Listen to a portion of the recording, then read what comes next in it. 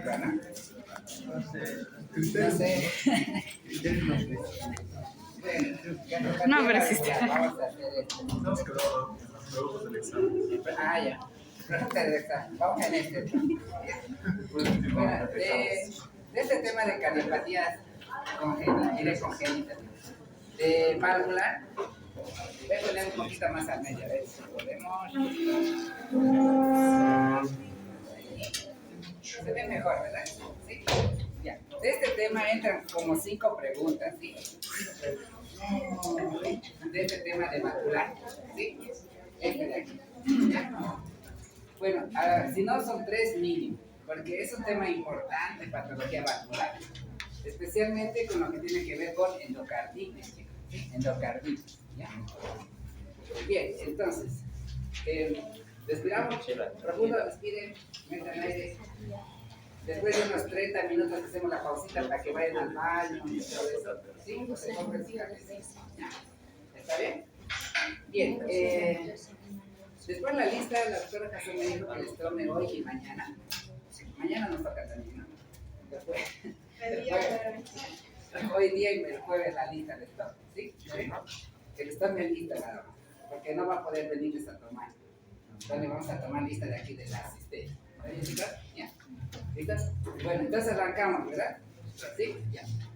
Bueno, cuando ustedes escuchen el término cardiopatía valvular, ¿sí? Este tema lo relacionamos con las válvulas del corazón, ¿sí? Las válvulas del corazón, ¿sí? Esas válvulas del corazón son cuatro, ¿sí? La válvula pulmonar, ¿sí? La válvula tricuspidia, la válvula aórtica y la válvula mitral, ¿sí? ¿Sí? Esas 4 válvulas están presentes, pero todas tienen patología, pero hay 2 especiales que nos interesa conocer y siempre va a haber patología por su relación con insuficiencia cardíaca, ¿sí? Todas pueden ocurrir insuficiencia cardíaca, pero ¿cuáles son las 2 más importantes que hay? La válvula mitral y la válvula aórtica, ¿sí? En importancia, ¿cuál sería de las 2? Primero se vería la mitral, luego la aórtica, y si hay poco de tiempo vamos a ver las demás, ¿está bien? Pero, ¿qué tengo que ver de las valvulopatías? Solo 2 cosas. Lado izquierdo, ¿sí? Lado izquierdo. Válvula aórtica y mitral. ¿Y qué patologías voy a ver en las válvulas? Solo 2 van a ver, solo 2 cosas. O las válvulas se van a estenosar, o van a ser insuficientes, ¿sí? Nada más, ¿sí? Estenosis, insuficiencia, ¿sí? O se van a cerrar, o van a estar generalmente flotando en el aire para que la sangre regurgite a la cavidad anterior, ¿sí? Ahora ustedes pueden preguntarse y dicen, pero doctor, ¿puede haber que las 2 estén juntas en una enfermedad? Sí, pueden estar ambas también en una sola. Puede haber por un lado estenosis y por otro lado puede haber insuficiencia, ¿sí? ¿Está bien? O sea, puede tener estenosis puras, insuficiencias puras, pero también puede haber combinación de ambas. ¿De qué válvulas? Mitral y aórtica. ¿Está bien? Bien. ¿Cuál es lo que más importante vamos a conocer nosotros de estos puntos claves? ¿Sí? Que todo lo que es estenosis les va a provocar oclusión, cierre. Y todo lo que es insuficiencia, reflujo. ¿Sí? Porque deja pasar la sangre de reversa. ¿Sí? Estas enfermedades valvulares, la mayoría son inflamatorias, ¿sí? Inflamatorias, después vienen inmunológicas, degenerativas, ¿sí? ¿Está bien? ¿Sí? Pasa, ahí está. ¿Sí? ¿Bien? Entonces, lo primero que tengo que pensar, ¿qué patologías van a ir a estas válvulas que provocan estenosis o insuficiencia? Hago un cuadrito hacia abajo, vamos a hacer así. Serían inflamatorias, inmunológicas y degenerativas, ¿sí? Degenerativas lo relaciono más que todo con la edad de cada uno de nosotros, ¿sí? Inmunológicas, aquí vamos a ver una enfermedad bien importante que es el lupus eritematoso sistémico. Y dentro de las inflamatorias, ahí está nuestro controladorcito, ¿no? Ya está. Atención a todos. Bien. Entonces, más probable que en otra valija se haya quedado dos. Posiblemente. Bien. En inflamatorias, recuerden que tenemos inflamatorias infecciosas, inflamatorias estériles, ¿sí? ¿Está bien? Inflamatorias y estériles, ¿sí? ¿Está bien? Las inflamatorias infecciosas se va a romper también en los 4 jinetes de la infección: bacterias, virus, parásitos y hongos, ¿sí? Las estériles es con destrucción del tejido, pero sin procesos infecciosos ni inmunológicos, ¿sí? Este es precisamente por una alteración tisular, nada más, ¿sí? ¿Está bien? ¿Vamos por ahora bien? ¿Sí? Entonces, patologías, estenosis, insuficiencias o ambas producidas por infecciosas o inflamatorias, perdón, inmunológicas, degenerativas. La degenerativa más o menos ya se sobreentiende, la edad, no vamos a tocar. De la inmunológica solo una enfermedad nos ayuda, que es el lupus, ¿sí? Es la única que va a tocar por ahí corazón con más fuerza. Y dentro de las inflamatorias se divide en inflamatorias infecciosas y estériles, ¿sí? Por ejemplo, una enfermedad inflamatoria estéril es el infarto agudo de miocardio, ¿sí? Es inflamatorio, agudo, pero no tiene compromiso bacteriano, nada, ¿verdad? Entonces es estéril, ¿sí? Las infecciosas son bacterianas, virales, parasitarias o hongos, lo que va a afectar al sistema valvular, ¿sí? Pero de estos 4, el que más va a predominar, bacterias. Lo demás voy a tachar por un ladito. ¿Sí? ¿Está bien? ¿Sí? Entonces, la mayor patología valvular va a ser por bacterias. ¿Sí? ¿Está bien? Bien. Pasa. ¿Cómo estás? ¿Todo bien? Pase. Pase. Buenos días. Buenos días. Entonces, las de las 4 válvulas que se van a afectar, ¿cuáles van a ser? Aórtica, mitral, pulmonar y tricuspidia. En orden de frecuencia, mitral, aórtica, las que más nos interesan, ¿sí? ¿Qué es lo que puede ocasionar estas válvulas inflamadas o dañadas? Pueden determinar trombos, ¿sí? Vamos a ver para aquí. Entonces, hay que acordarse que las válvulas, en el nivel del corazón, es el endocardio, y está recubierto también por células endoteliales, ¿sí?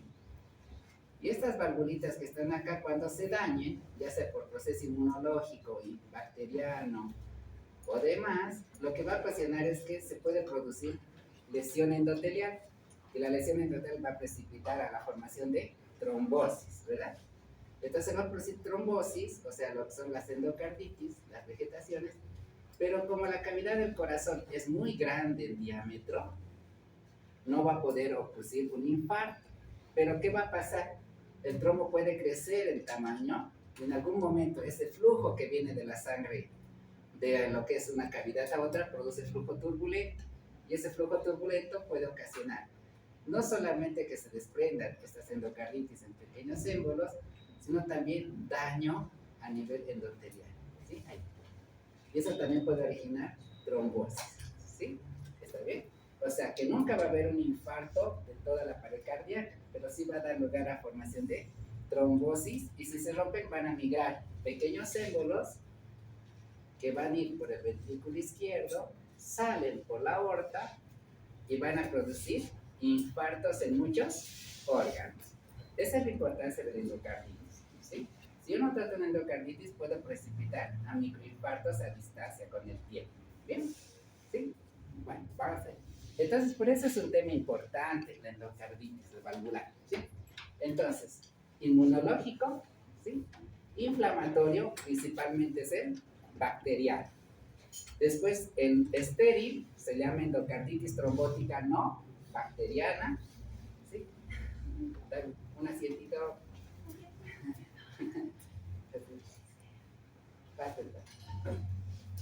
Entonces, se entiende más o menos los tipos de endocarditis, ¿verdad? Entonces, inmunológico, lupus. Inflamatorio, sacamos a los otros 4 agentes, nos quedamos con bacterias.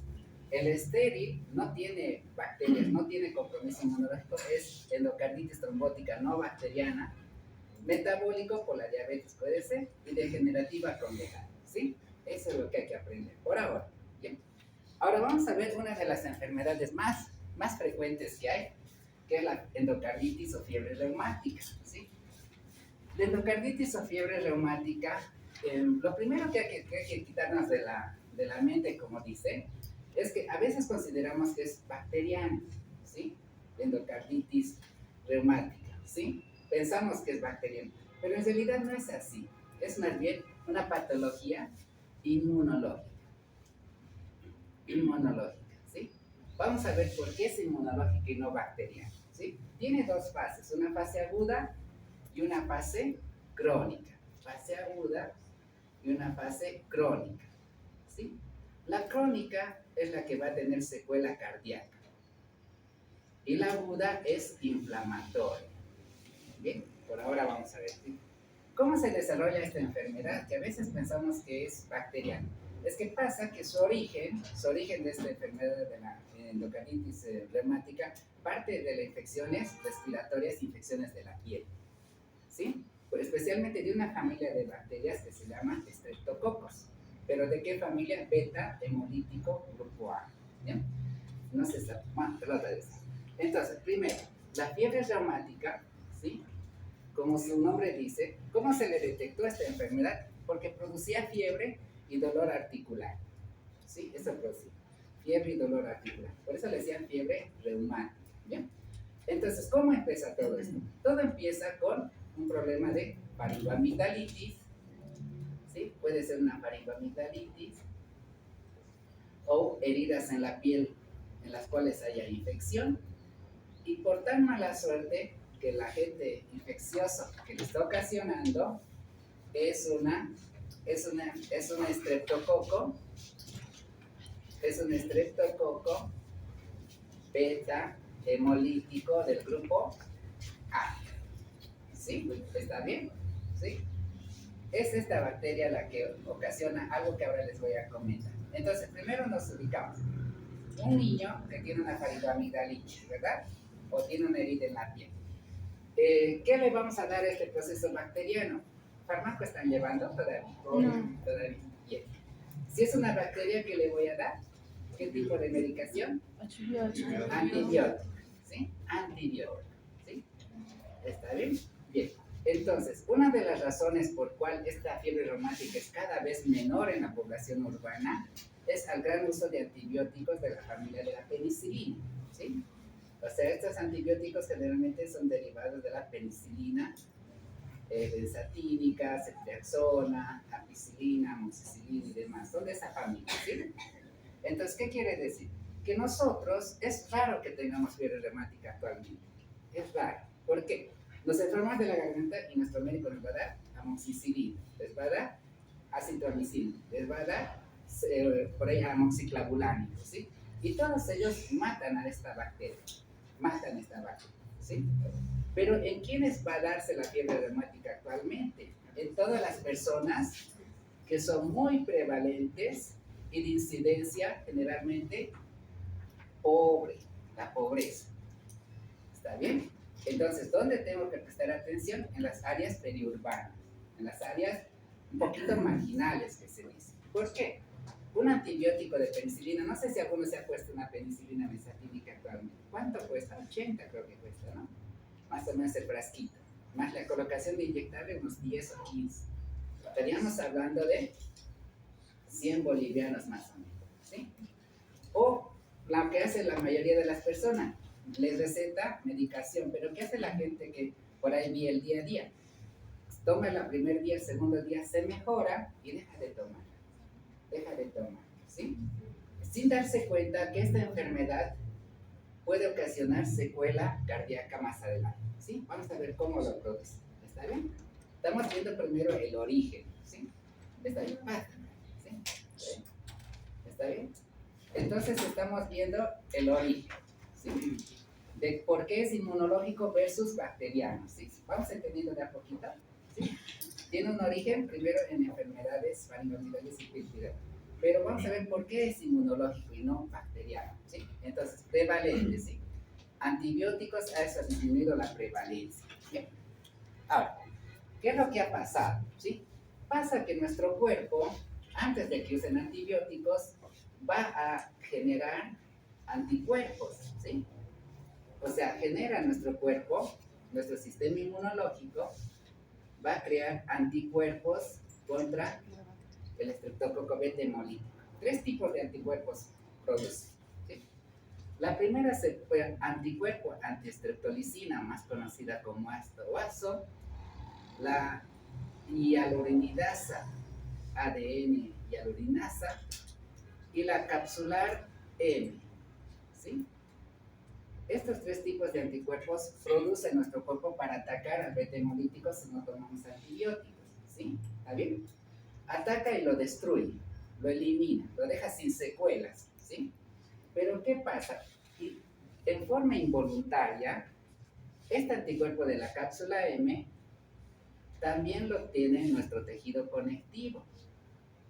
También nuestras células del tejido conectivo, dentro de lo que es sus membranitas, tienen proteína M capsular, similar al estreptococo beta hemolítico, ¿sí? Entonces, ¿qué quiere decir? Mi anticuerpo genera anticuerpos, destruye acá, pero involuntariamente me ha creado autoanticuerpos contra el tejido conectivo propio de mi cuerpo. Y especialmente, ¿dónde van a ser? En las válvulas cardíacas, especialmente en la mitral. ¿Está bien? Por eso es que la fiebre reumática es una enfermedad inmunológica, ¿sí? Nuestro cuerpo lo destruyen a la faringitis, lo destruyen. A veces sin tomar antibióticos se sana esto, ¿verdad? Pero tan mala suerte que ataca nuestro tejido conectivo, especialmente valvular, ¿sí? ¿En quiénes? La población de los niños. Por eso es que la fiebre reumática en los niños mayormente es una etapa aguda. Y cuando es grande de edad, se transforma en crónica, con secuelas, ¿sí? Entonces, puede afectarse en la orofaringe, en las heridas. Y recuerden, la fiebre reumática aguda nunca da secuelas cardíacas, es la fiebre reumática crónica. Por eso es que les vamos a preguntar criterios de Jones, ¿sí? Criterios de Jones, mayores y menores de la etapa aguda, ¿está bien? ¿Sí? Entonces, ¿puedo borrar esto? ¿Ya se entendió? Y entonces, ¿qué va a pasar?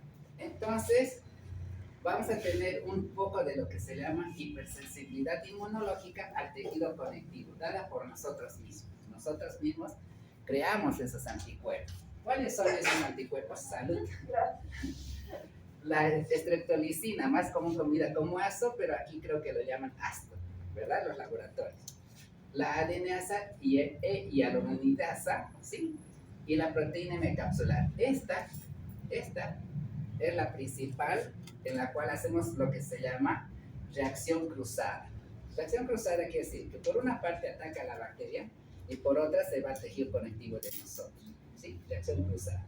¿Bien? Cuando ustedes escuchen el término reacción cruzada, significa eso, que parte va para este lado y parte a nosotros mismos nos afecta. ¿Está bien? Otra enfermedad que más o menos tiene reacción cruzada es la sífilis. La sífilis con el BDRL. El BDRL es reacción cruzada también con lo que es generalmente procesos bacterianos que vamos a ver más adelante, ¿ya? Primero vamos a ver esto, ¿sí?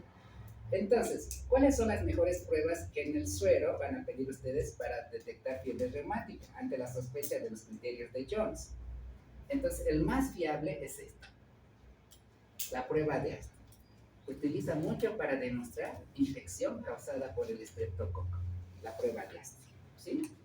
Entonces, si yo sospecho de un paciente con fiebre reumática, ¿sí?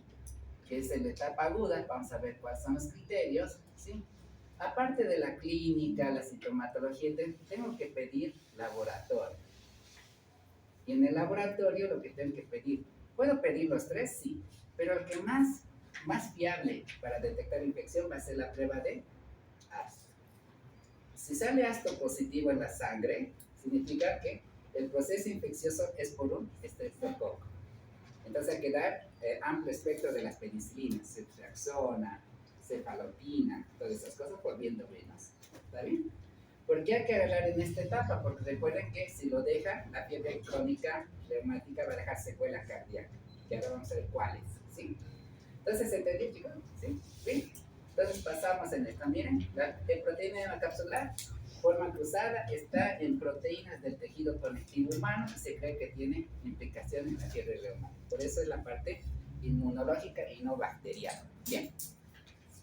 Entonces, para la fiebre reumática aguda, o sea, la etapa inicial que se puede dar en el niño y demás, esto se ha hecho lo que es el criterio de Jones, ¿sí? ¿Cuántos criterios hemos visto ahorita? De la aterosclerosis, ¿sí? Modificable, no modificable, Framingham y los criterios de Jones, ¿sí? Entonces ahí se dan 3 preguntas del examen, ¿sí? 3 preguntas, criterios mayores y menores aterosclerosis, los criterios de Framingham y criterios de Jones, ¿sí?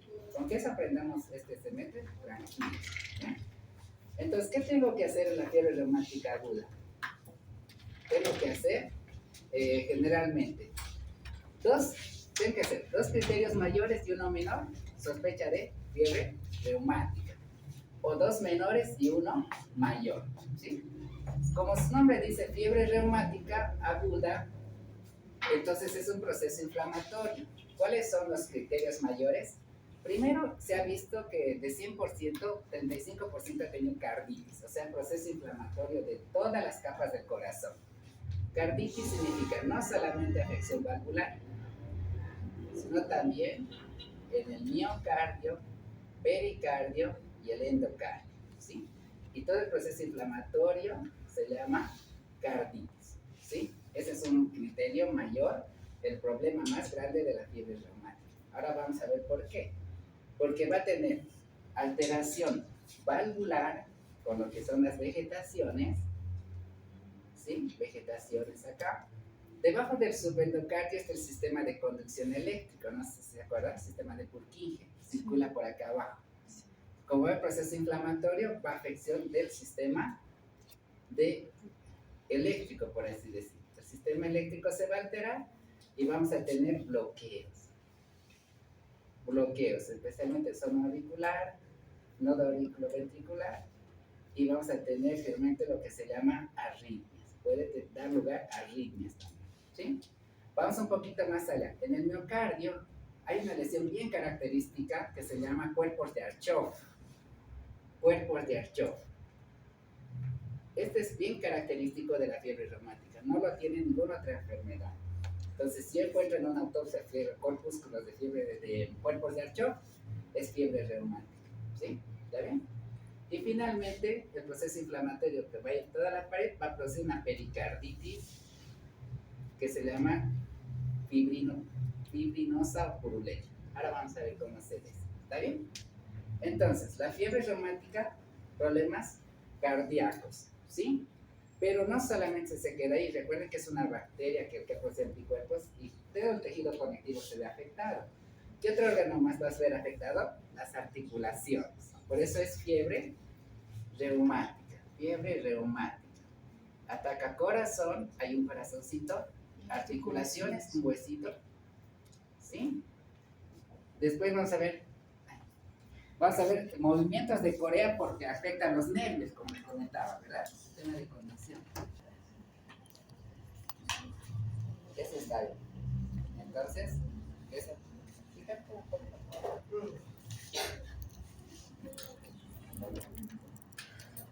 Ahí está.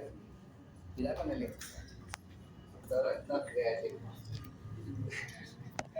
Bueno, entonces se va entendiendo de a poquito, chicas, ¿sí? Entonces es una enfermedad inmunológica que no solamente va a afectar al corazón, principalmente es ahí, pero lo que más se ha quejado a la gente que ha tenido fiebre reumática en la etapa aguda es el dolor articular, inflamación de las articulaciones, de acá, de las articulaciones de los dedos, de las manos, de los pies y demás. Ahora, ustedes me preguntarán esto, que es la duda de siempre, es artritis, ¿sí? Porque tengo otra enfermedad inmunológica relacionada con las artritis, que se llama artritis reumatoidea, ¿sí? ¿Se acuerdan? ¿O escucharon hablar de artritis reumatoidea? Entonces, fiebre reumática versus artritis reumatoidea. Voy a decirles un criterio nomás por la clase de hoy, después vamos a ir ahí, ¿sí? Entonces, en la fiebre reumática, artritis reumatoidea también se lesionan las articulaciones, hay artritis también, ¿sí? Pero tiene una diferencia. La fiebre reumática no deforma las articulaciones, no deforma. Es un proceso inflamatorio, ¿sí? Pero que no deforma las articulaciones, solo me duele. hace lo que se llaman nódulos, ¿sí? Pero no duele, no se deforma, ¿sí? En la fiebre, en la artritis reumatoidea también es inmunológica, pero ¿qué pasa? Destruye al cartílago de un lado, ¿sí? De un lado. Por ejemplo, aquí vamos a dibujar así un poquito lo que son los deditos, los huesitos ahí, más o menos así. ¿Sí? Supongamos que esta es la articulación. En la artritis reumatoidea es deformante, ¿por qué? Porque el proceso inflamatorio que se forma acá, en el cartílago, deforma y destruye todo el cartílago de acá. Entonces, ¿qué va a hacer este dedito? Va a seguir por un lado la articulación normal y el otro ya no tiene, entonces se va a deformar, ¿sí? Cuello de cisne se llama eso, ¿sí? En semiología, ¿está bien? Entonces, la artritis reumatoidea que ustedes ven cuando hay dolor articular y los huesitos se deforman a un costado y demás, eso es artritis reumatoidea. Pero si solo duele y hay fiebre y hay problemas de movimientos espásmicos y manchas en la piel, más probable que estemos en criterios de Jones de la fiebre reumática, ¿sí? Y más si son personas que viven, como les decía, en la zona periurbana, ¿está bien? Los chiquitos, los niños. Entonces, estos criterios mayores sí me van a preguntar. Ahora, ustedes dirán, ¿por qué la fiebre no está acá? Porque la fiebre es considerada un criterio menor aquí. Y eso siempre ha sido pregunta de examen y a veces se han equivocado. ¿Sí? ¿Cuál de estos es criterio mayor y excepto la fiebre reumática? Esta fiebre, ¿sí? ¿Está bien? Bien.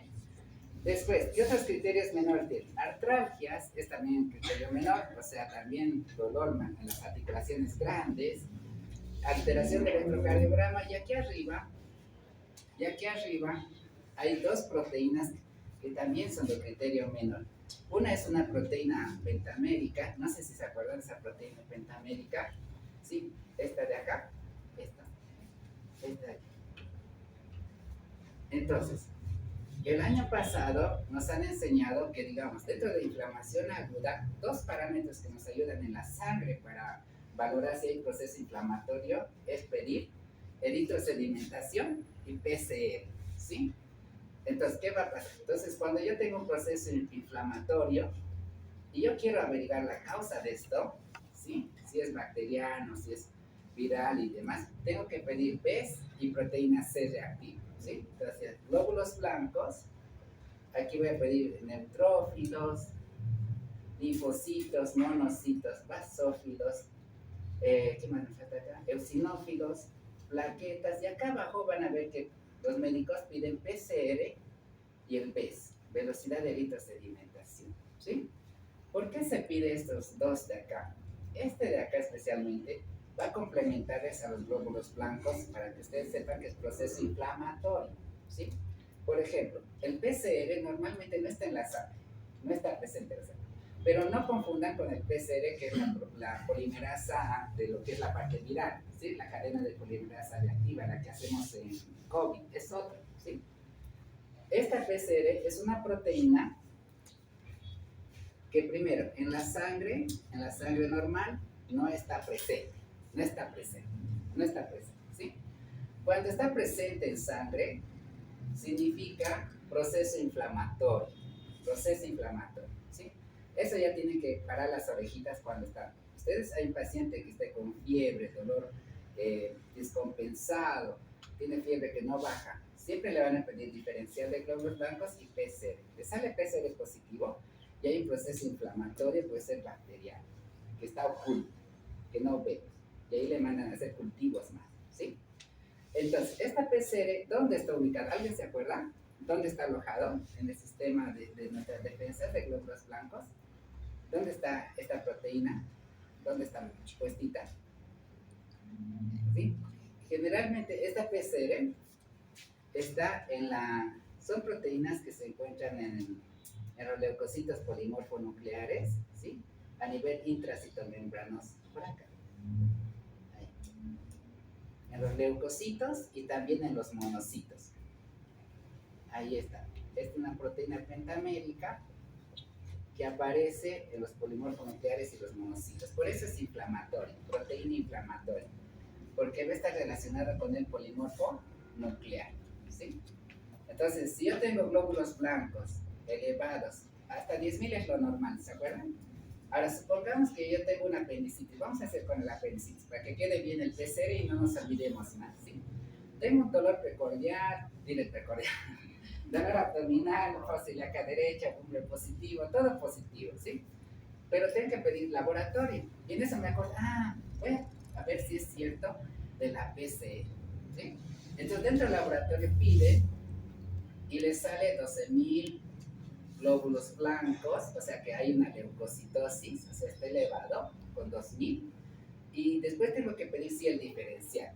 El diferencial si dice es predominio de los polimorfonucleares, entonces acá y todo lo demás está normal, significa que tengo inflamación aguda, ¿sí? Tengo algo agudo en esta pumela, ¿sí? Ahora, si mi paciente tiene fiebre, más probable que es de origen bacteriano. Tengo Bloomberg positivo, Fociliaca positivo, apendicitis, ¿sí? Cirujano hace apendicitis. Pero tengo curiosidad por ver el PCR, ¿sí? El PCR, como les digo, vive esta proteína a nivel de los neutrófilos y monocitos. Va a estar positivo también. Va a estar positivo. PCR positivo en procesos infecciosos, ¿sí? Ahora, ¿por qué pide el BES? El BES también tiene que ver con la inflamación, ¿sí? ¿Cómo tiene que ver con la inflamación? ¿Se acuerdan ustedes, chicos? Las presiones que dominan al edema eran, ¿se acuerdan más o menos? La presión hidrostática a nivel arteriolar, la presión coloidosmótica que van juntas, ¿sí?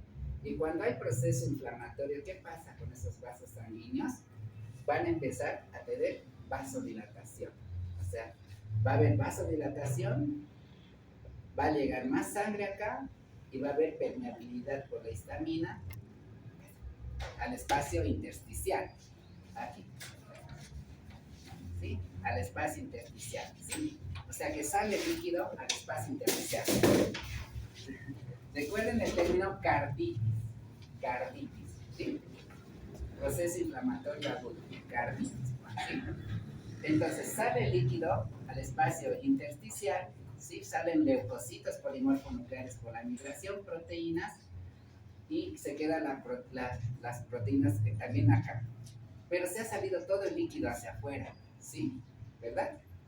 Entonces, ¿qué ha quedado acá adentro? Los eritrocitos. Entonces, ¿qué ha pasado? Los eritrocitos, velocidad de eritrosedimentación, si está elevada, significa que no hay mucho volumen de sangre acá y se están apilando unos con otros haciendo éstasis. Y entonces esto se llama PES, velocidad de eritrosedimentación en procesos inflamatorios. Por eso ambos son considerados índices de laboratorio inflamatorio, ¿sí?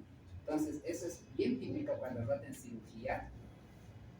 Les van a preguntar posiblemente esto: ¿cómo determinas que es inflamatorio?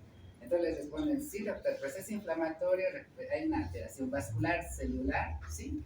Con procesos de mediadores inmunológicos y de dilatación, como la histamina, esta citoquina, y me va a producir salida de líquido intravascular y aglomeración de los eritrocitos en la pila de monedas. Eso me da velocidad de eritrosedimentación elevada, eso sí. Y PCR porque los glóbulos blancos, neutrófilos y monocitos, especialmente los neutrófilos, esa proteína que nunca está en el citoplasma se hace visible. Entonces ahí tengo un proceso infeccioso, generalmente bacteriano, la apendicitis, ¿sí? Y lo mismo se hace en la fiebre reumática, por eso es criterio menor.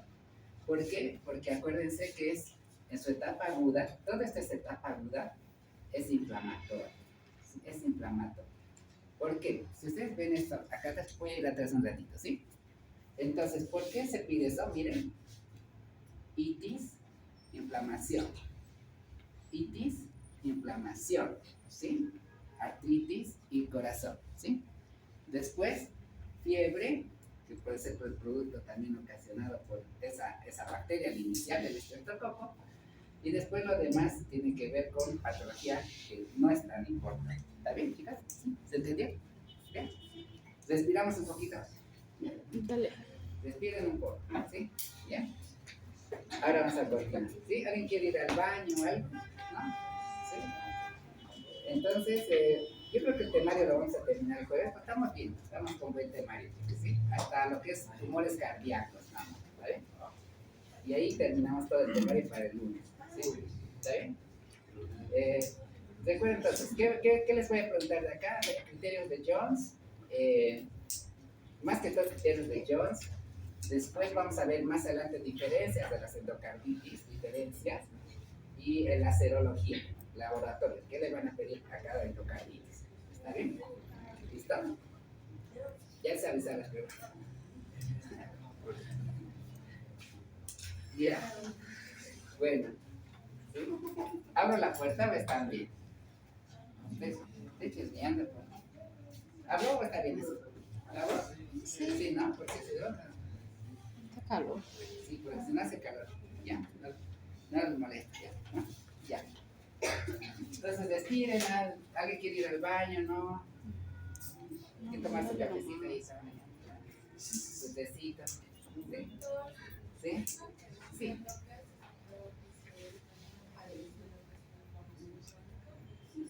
En la crónica no. No hay PCR. No es proceso inflamatorio agudo. O sea, es raro que haya, pero puedes tener inflamación de los dos tipos. En una enfermedad que es crónica puede reagudizarse. Y puedes tener PCR también. O sea, por ejemplo, en un mal de Chagas ya está la secuela en el corazón o en el intestino, pero se puede complicar con puede ser un proceso de una insuficiencia cardíaca aguda, puede tener PCR también. O sea, pero ya no es que sea crónico, sino es crónico reagudizado. Es el término van a escuchar. Crónico reagudizado. O sea, es un proceso crónico que se ha vuelto activar por el intestino. ¿Sí? ¿Está bien? Pero es buena pregunta, porque vamos a ver aguda, crónica y reagudizada. ¿Sí? Vamos a ver eso. ¿Sí? Bueno, entonces vamos a ver. Entonces no se olviden, la parte del criterio de Jones es para fiebre reumática crónica o aguda. Aguda, no se olviden eso. ¿Sí? Bueno, vamos a empezar a ver entonces la pancarditis, la carditis, el primer criterio mayor. ¿Sí? Solamente lo que es más importante voy a ir recalcando. ¿Está bien, chicos? Bien. Entonces, primero, no se olviden, la fiebre reumática en su etapa aguda afecta a todo el corazón, todas las capas del corazón, es inflamatorio, eso se llama pancarditis. En la endocarditis principalmente va a afectar las válvulas del corazón. ¿Qué va a pasar en estas válvulas del corazón? Va a haber el proceso inmunológico, por eso dice hipersensibilidad, entonces quiere decir anticuerpos que van a rondar nuestra sangre contra la cápsula M, se van a ir a atacar a lo que es el tejido conectivo subendotelial que se encuentra acá. Le gusta mucho el endocardio, ¿sí? La parte valvular, especialmente la apical. No sabemos por qué, pero justo ahí ataca más, ¿sí? Entonces, ¿qué va a hacer aquí? Es un proceso de hipersensibilidad, ataca acá, en su fase aguda, ¿y qué va a producir? Edema, o sea, va a producir inflamación. Al producir inflamación, ¿quiénes van a salir de los vasos capilares que están acá? Polimorfonucleares, fibrina, proteínas, que van a dar lugar a pequeños acúmulos celulares en vegetaciones, que va a dar lugar a lo que son vegetaciones endocárdicas, ¿sí? Van a aparecer. Pero no se olviden que estas acumulaciones son nodulares, pero están mediadas por procesos inflamatorios y exudados. O sea que hay polimorfonucleares y están afianzados ¿por quién? Por la fibrina. ¿Sí? ¿Sí? ¿Se va entendiendo un poquito eso? ¿Sí? Bien. Esto de la fibrina, ¿entienden? ¿Por qué sale la fibrina? ¿Sí?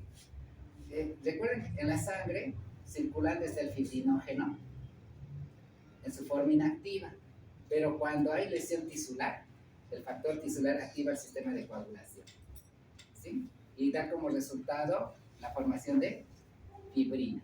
Eso va a pegar a todos los polimorfonucleares, plaquetas de acá y va a formar este nodulito, ¿sí? Esta fiebre reumática realmente es raro que dé émbolos, siempre va a ser inflamatorio, ¿sí? Es raro que produzca émbolos, que se desprendan porque es bien pegadito. Ustedes ven esta foto de acá, es una de las que más me gusta de la fiebre reumática. Esto es del internet, ¿sí? ¿sí? Esto lo buscamos en internet. Ustedes ven, en la etapa aguda, ¿qué es lo que vemos? Primero vemos aquí una válvula, ¿verdad? Esta es la válvula. Seguramente es la válvula mitral. Pero vean dónde se apoyan las vegetaciones, generalmente en el borde libre de la válvula cardíaca. Pero todo esto de acá todavía está translúcido, o sea que funciona. Si yo trato y medico a este paciente con la fiebre reumática, puedo evitar el daño que va a ser posterior, el crónico, ¿sí? Puedo salvar al paciente de esa lesión. ¿Por qué? Porque vean, las cuerdas tendinosas son translúcidas, bien finitas. Y acá tienen músculo papilar, bien bonitas, ¿no? ¿Sí? Ahora vamos a ver más adelante la crónica cómo es más ruda, es más tosco, es más grueso, ¿sí? Entonces, esto es las vegetaciones a nivel de la válvula en su etapa aguda, ¿sí? No produce émbolos y después, a nivel del miocardio, van a tener, les comentaba, el famoso cuerpos de Archoff. Este proceso inflamatorio de cuerpos de Archoff tiene una característica, es el ojo de búho. Son macrófagos y células que tienen la imagen de ojo de búho. Es bien característico el cuerpo de Archoff en la fiebre reumática, no hay otros cuerpos de Archoff, ¿sí? Entonces, si yo tengo una miocarditis, proceso inflamatorio, donde veo cuerpos de Archoff, fiebre reumática aguda, ¿sí? De esto no hay más que decir, cuerpos de Archoff, es todo este proceso inflamatorio en el miocardio, ¿sí? Y finalmente la pericarditis. La pericarditis, como les comentaba, también afecta el pericardio. Aquí están estos cuerpos de Archoff. Y el proceso inflamatorio migra en todo lo que es el corazón y se va a ir a lo que es el pericardio.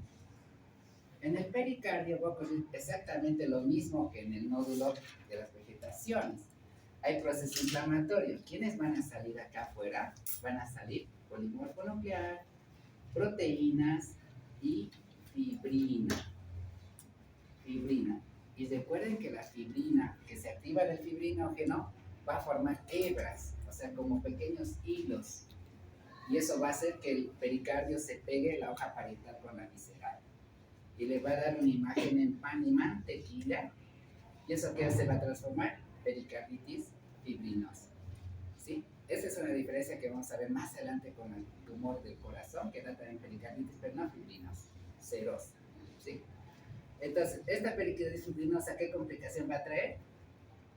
No va a dejar que el corazón se expanda cuando tenga que hacer dilatación, ¿sí? No se va a poder expandir.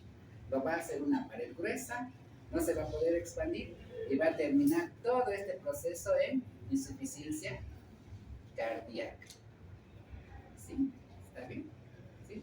¿Se ve teniendo esta explicación? Sí. Bien, bien, vamos. Entonces, si a ustedes les mencionan pericarditis fibrinosa, ¿qué tiene que relacionar con salida de fibrina? Fibrina, proceso inflamatorio. ¿Está bien? ¿Sí? ¿Qué más? ¿Qué son características entonces? Como tengo problemas de estenosis y insuficiencia valvular, voy a tener soplos cardíacos. Soplo cardíaco es el paso de sangre a través de las cavidades. Sístole y diástole, pero de manera continua. Ese es un soplo. ¿Sí? Pero ustedes ven que también el sistema eléctrico se lo va a afectar y van a tener arritmias, taquicardias, extrasístoles ventriculares. ¿Sí? Entonces, todos estos cambios del corazón es generalmente por la pericarditis. ¿Sí? Como les digo, la fiebre reumática, gracias a los antibióticos, se suele curar sin secuelas. O sea, no llega a la etapa crónica, porque siempre les van a necesitar algún penicilínico, ¿sí? Entonces, ¿qué pasa en las personas pobres, indigentes, de economía baja? ¿Está bien? Entonces, solamente el 1% va a llegar a fiebre reumática crónica y esta es la peligrosa. Esta de aquí es la peligrosa, ¿sí? La fiebre reumática crónica, ¿sí? ¿Por qué se caracteriza la crónica? Que ya empieza a haber alteración valvular, ya empieza a haber estenosis, engrosamiento, alteraciones valvulares, especialmente lo que es el ventrículo izquierdo. ¿Cuáles son las válvulas más frecuentes? Mitral y aórtica. ¿Y qué va a haber en estas válvulas? Se van a deformar las cúspides, esos lugarcitos donde estaba acá se van a deformar. ¿Qué más? Las cuerdas tendinosas se hacen más gruesas y se van a fusionar. Y las vegetaciones fibrinosas residuales con frecuencia se infectan por ¿quiénes? Bacterias. la bacteria ataca, ¿cómo se va a sentar ahí? Entonces ya es una complicación mayor de la fiebre reumática y va a empezar a ver qué? Fiebre. ¿Sí? Entonces la fiebre aparece casi en etapas tardías también, por eso es considerada criterio menor. ¿Sí? ¿Qué es lo que más va a abundar entonces al primera etapa? Criterios mayores. Carditis inflamatoria, artralgias, movimientos involuntarios, manchas en la piel. La fiebre va a venir después, ¿vale? ¿Sí? Por eso es criterio menor. ¿Sí? ¿Está bien? Entonces, ¿qué más va a producirse? Esas infecciones son las peligrosas que van a producir daño y ruptura de los hongos de cuerdas tendinosas y los músculos papilares. No es tanto la fiebre reumática, sino es la fiebre reumática con bacterias. ¿Sí? Vean esta, aquí está la lesión crónica de la fiebre reumática. Acá tengo, miren, acá estas valvulitas de acá sería lo que hemos visto bien bonito en la etapa aguda. Voy a ir de nuevo atrás y después vamos rápido, ¿no? Vean de nuevo esta de acá. Esta era la etapa aguda. Ahora, años después, va a quedar así si no tratamos y no nos acordamos de la fiebre reumática, así. ¿Sí? Válvulas gruesas, deformaciones de lo que son la parte libre de la válvula. No afecta a toda la válvula, sino las partes libres. Vean las cuerdas tendinosas que primero están muy gruesas, si no eran finitas, bien transparentes, pero aparte se fusionan entre ambas, ¿ves? Se fusionan, se pegan, y eso hace que la válvula tampoco pueda cerrarse por completo. Se le va a crear insuficiencia. Y la fibrina de acá va a hacer que se peguen las válvulas. La fibrina, las vegetaciones se van a pegar, y entonces la fiebre reumática va a tener, por un lado, estenosis, y por el otro lado va a tener insuficiencia. ¿Sí? ¿Y qué va a pasar? ¿Con qué se relaciona esta imagen? ¿Con qué animalito? ¿Con qué imagen ven acá? Esta, por ejemplo, a ver, el inciso C es de cuerdas tenebrosas, engrosamiento, estenosis, ¿de qué válvula es? Esta debe ser la mitral, ¿sí? La mitral, porque acá tenemos también una cavidad. ¿Sí? ¿Con qué animalitos pueden asemejarse? Para que no se olvide más de la fiebre reumática. ¿Con qué? ¿Con un cocodrilo? A ver, podría ser. ¿Qué? ¿Con un pollo? Podría ser, también un piquito, un pollito chiquito. ¿Con qué? ¿Alguien más? ¿Qué? La boca de la ballena.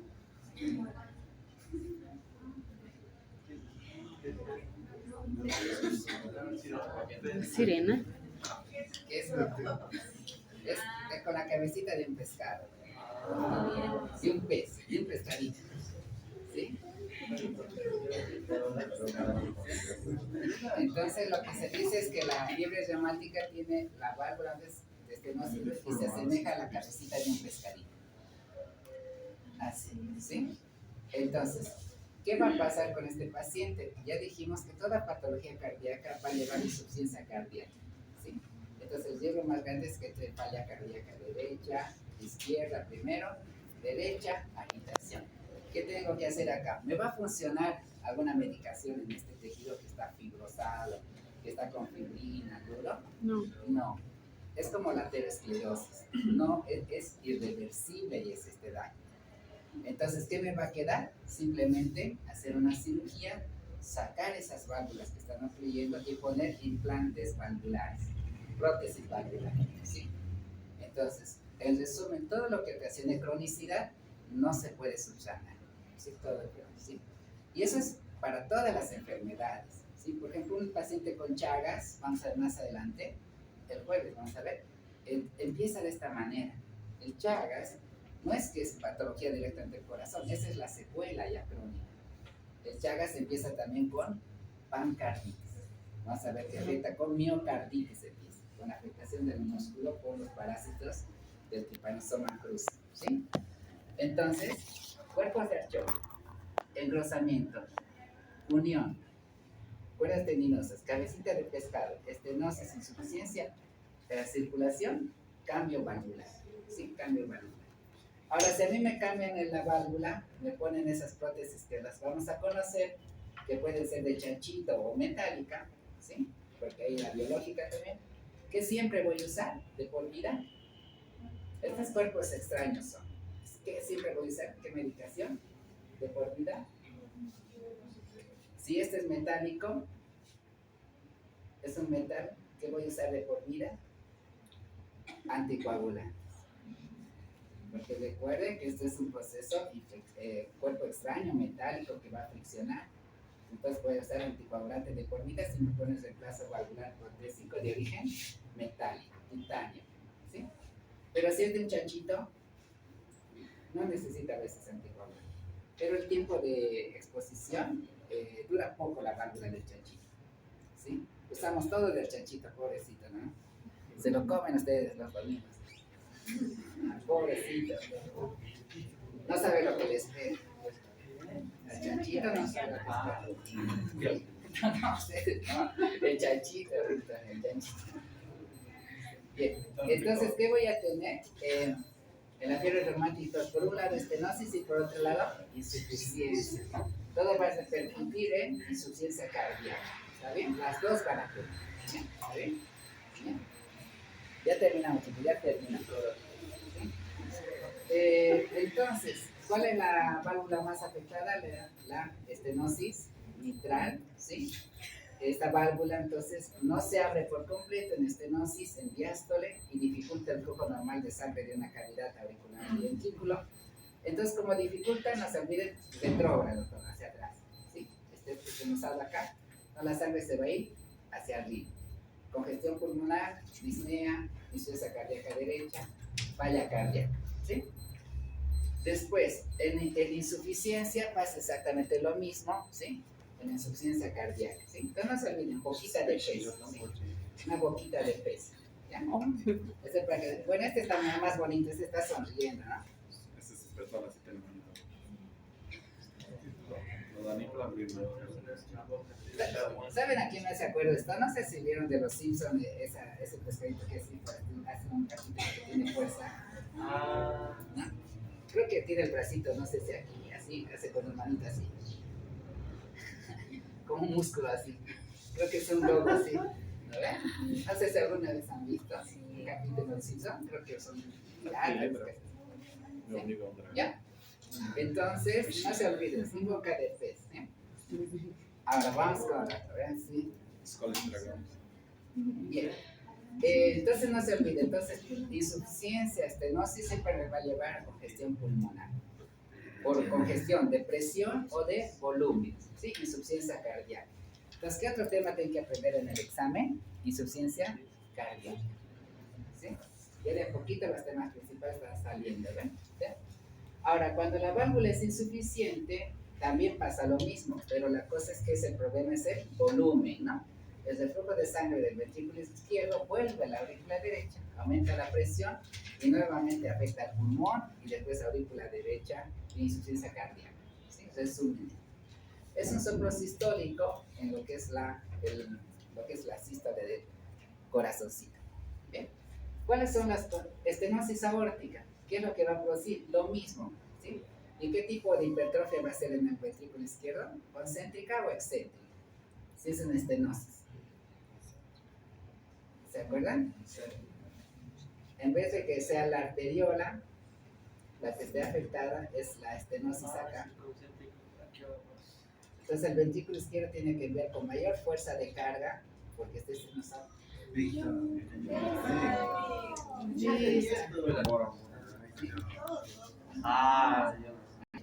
Cuando el problema es de insuficiencia, la cavidad a la que le está llegando la sangre va a tener que fuerza, pero de tipo excéntrico. Cuando estenosis va a ser siempre concéntrica. Concéntrico, porque tiene que romper esa barrera y tiene que generar mucha fuerza. Pero cuando el problema es que sangre impulsa y sangre me vuelve, tiene que generar fuerza, pero va a ser excéntrico. Y ahí voy a tener dilatación. ¿Sí? ¿Está bien? Bien. Bueno, ya vamos a terminar. Terminamos esto y ya. No nos falta mucho. Bueno, vamos a ver. Bueno, este es, ¿no? Lo que es la presión de la sangre al ventrículo, no se transmite a la aorta, no se produce el flujo de toda la pulmonar, las precoces, pero siempre va a terminar en insuficiencia cardíaca. Sí, eso hay que acordar. Insuficiencia cardíaca, en resumen, toda patología cardíaca da. ¿Sí? Bien. Acá tienen, por ejemplo, este es la estenosis aórtica.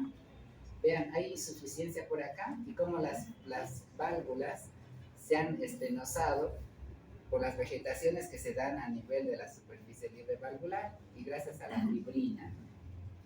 La fibrina es la que pega, la que es el pegamento ese, y con células polimorfonucleares y demás. ¿Sí? Y lo mismo se hace en el pericarditis. Acá ya tenemos algo más grave, más agudo, y cuando esto ven los cirujanos cardiovasculares, ven una estenosis marcada, el riesgo del paciente de insuficiencia cardíaca y demás, no queda más remedio que sacar toda esta válvula de acá y reemplazarla por una prótesis, ¿sí? Y hay pacientes que tienen prótesis, no sé, algunos tienen estenosis y se escucha, ¿no? Como tic, tic, tic, como un relojito si se acercan donde están ellas, con ticas, porque la valvulita hace eso. Vamos a ver cómo es una pelotita, un rolón. ¿Alguna vez han visto? No. No. Ahora vamos a ver. Entonces, en definitiva, entonces, la estenosis aórtica, ¿qué les va a llevar? Hipertrofia ventricular izquierda de tipo concéntrica. ¿Nos va a llevar angor y dolor de esfuerzo? Sí, porque pueden estar estenosados. Y si hago ejercicio, tengo que enviar más sangre al músculo y todo eso, pero esa estenosis no me deja pasar sangre. Entonces voy a tener bulimia, baja eyección y voy a tener dolor precordial. ¿Sí? Angina y síncope, me voy a desmayar. Porque no tengo suficiente sangre al cerebro tampoco que va. Mareo y pum. ¿Sí? Ahora, por ahí el término que ustedes por ahí no podemos por ahí acordarse es este. Anemia microangiopática hemolítica, ¿sí? Nos han enseñado que anemia es hematocrito bajo, hemoglobina baja, ¿verdad? Puede ser de causa del eritrocito, la médula ósea o por la sangre. Cuando ustedes escuchen el término anemia, angio, que significa vasos sanguíneos, hemolítica, ¿sí? Cuando escuchen el término anemia hemolítica, quiere decir que por alguna patología, o sea, no solamente cardíaca, nuestro eritrocito que está feliz yendo por la sangre, así todo madurito, ahí, va a ser sorprendido por alguna patología que lo rompa su membrana, ¿sí? Y ahí va a liberar la hemoglobina a la sangre, y de ahí va a ir mucha hemoglobina a lo que es el vaso, y el macrófago va a hacer lo que es, va a fagocitar todo lo que tiene que hacer, y la bilirrubina indirecta se va a elevar, ¿sí? Eso vamos a ver después. Pero ¿qué pasa? El eritrocito está yendo todo tranquilo, ahí con sus patitas vamos a hacer, ¿no? Hasta que, ¿qué pasó? Estenosis aórtica, ¿sí? Es ventrículo izquierdo. Lo que va a pasar, el ventrículo izquierdo ya está hipertrófico, ¿sí? Ahí hay fracción de eyección que está disminuida, por eso va a venir dolor precordial, ¿sí? No hay suficiente sangre, y no hay suficiente sangre para el cerebro también, y ahí va a tener desmayo.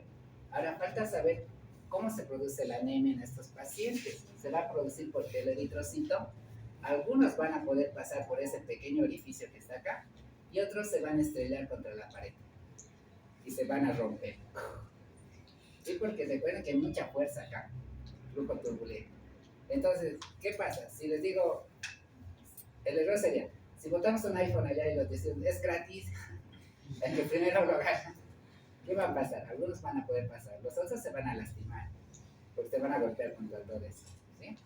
Entonces, lo mismo pasa en la anemia. Cuando ustedes escuchen anemia hemolítica, es la muerte del eritrocito en el vaso sanguíneo por alguna enfermedad. Eso se debe realmente, y se produce ictericia. Ese es el signo más importante. Pero de las anemias prehepáticas, eso vamos a ver también. ¿Bien? Entonces, complicaciones de estenosis aórtica, hipertrofia ventricular izquierda, angina y síncope y anemia microangiopática hemolítica. Tratamiento. Como es una patología crónica, no hay ningún tratamiento para volver a normalidad. Entonces, tenemos que hacer, sí, reemplazo de válvula cuando aparezcan estas complicaciones. ¿Sí? O sea, quiere decir que ya no puede el paciente, porque cada vez se va a levantar, se va a desmayar. Cada vez que va a leer, le puede dar una angina de pecho, ¿sí? tipo de dolor precordial, o va a tener anemia, ¿sí? Inevitablemente es el trazo de válvula después de la complicación, ¿sí? Ya estamos, ¿eh? Todavía, ¿eh? Ya, vamos todavía, sí se puede. En insuficiencia aórtica el problema va a ser el volumen, o sea que esta valvulita está prácticamente, no sirve para cerrar completamente, sino se cierra por completo. Entonces, ¿qué va a ocasionar? Que la sangre regurgita de la aorta va a pasar nuevamente al ventrículo izquierdo.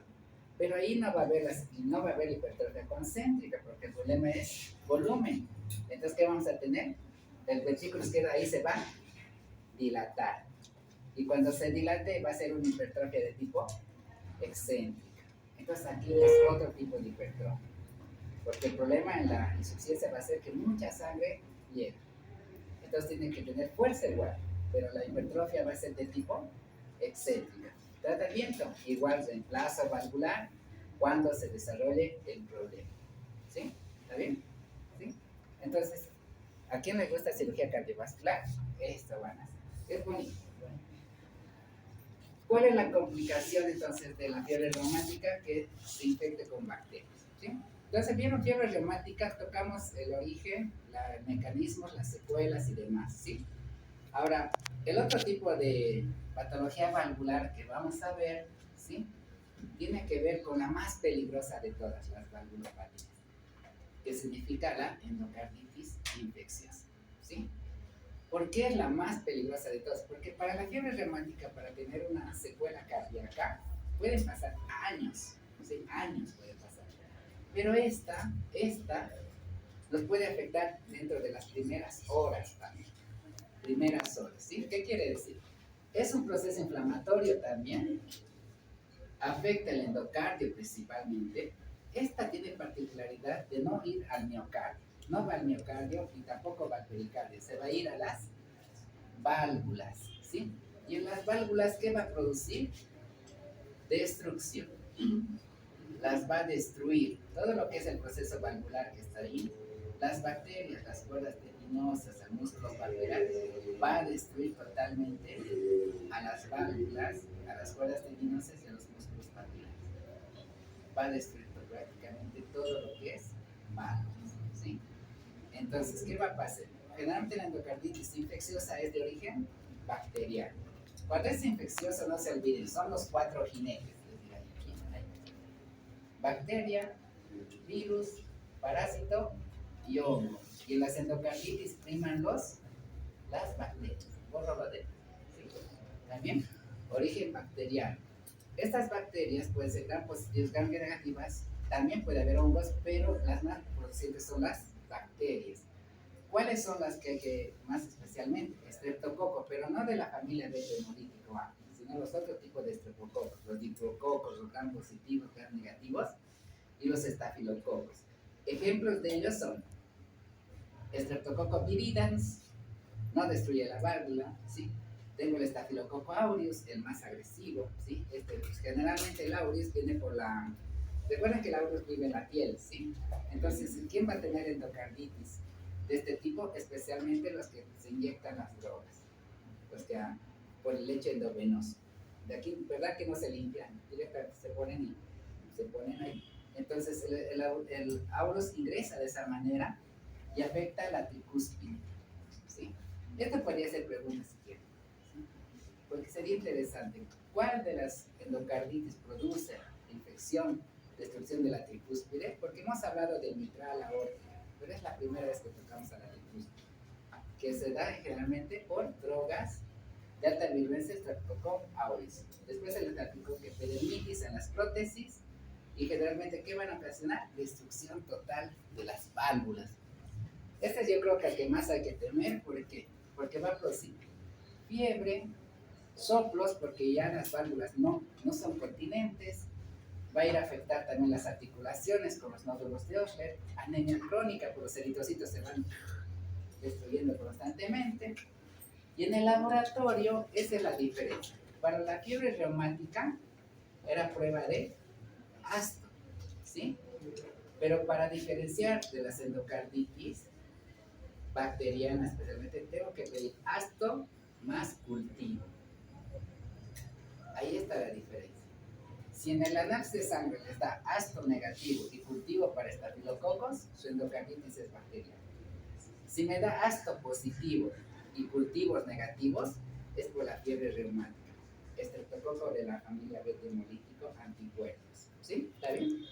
Entonces, eso no hay que olvidarse. Los laboratorios en las bacterias siempre hay que hacer cultivos en sangre para determinar el origen. No solamente esta patología, sino en general. Shock sépticos, neumonías, todo eso hay que pedirles cultivo en caso de que no respondan al tratamiento antibiótico para ver cuáles son. Y va a producir anemia crónica y lesiones a nivel de la válvula visibles con destrucción. ¿Sí? Ya estamos terminando. Son destrucción grave de la válvula. ¿Sí? Si ustedes se ponen a ver a lo que hemos visto de la fiebre reumática, esto es una pipoca. No, ¿cómo se dice? No es pipoca. ¿Cuál sería pipoca? Pipoca no. La fiebre reumática sería una pipoquita a comparación de esto. Esta destruye todo esto, miren, todo esto rompe, destruye, es hemorrágico, no hay válvula que aguante aquí, ¿sí? Nos va a llevar a insuficiencia cardíaca aguda y con grave repercusión, liberación de émbolos, va a destruir todo, destrucción grave, ¿sí? ¿Está bien? Esta válvula está totalmente como si fuera desgarrada, ¿ven? No hay, si ven, no hay cuerdas tendinosas, no hay nada tampoco, a pesar que es una válvula pulmonar o aórtica, pero cómo destruye todo, ¿sí? ¿Está bien? Y estito. Y como son bacterias, eso nos puede dar lugar a émbolos sépticos. Recuerden que son bacterias. ¿Qué quiere decir? Que de esta válvula pedacitos de émbolos se desprenden, pero esos son con bacterias. Entonces, ¿qué va a pasar? Si este se va a ir al riñoncito, me va a hacer un foco séptico. Se va a ir hacia el vaso, foco séptico. Se va a ir hacia el cerebro, va a ser foco séptico. Émbolos sépticos, bacteremia general. ¿Sí? Bacteremia. Y ya terminamos y ya está. Ya. Lo último. Entonces, ¿la endocarditis puede ser por adictos a drogas también? Sí. Estafilococo aureus es el grupo beta A. En las prótesis también se puede producir endocarditis, también se puede producir. ¿Sí? Recuerden que las bacterias están en todo lado. Este es el resumen cortito y creo que vamos a quedar aquí. ¿Sí? De la clínica de la fiebre de la endocarditis, pero de origen bacteriano. Esto es bacteriano. La que más ustedes van a ver seguramente en semiología son estitas de los brazos, donde están los nódulos de Ohler de las articulaciones con pequeñas pelotitas. Este hemorragia en astilla es bien característica. En la uñita aparecen con pequeñas hileritas de hemorragia que están así como lineacitas.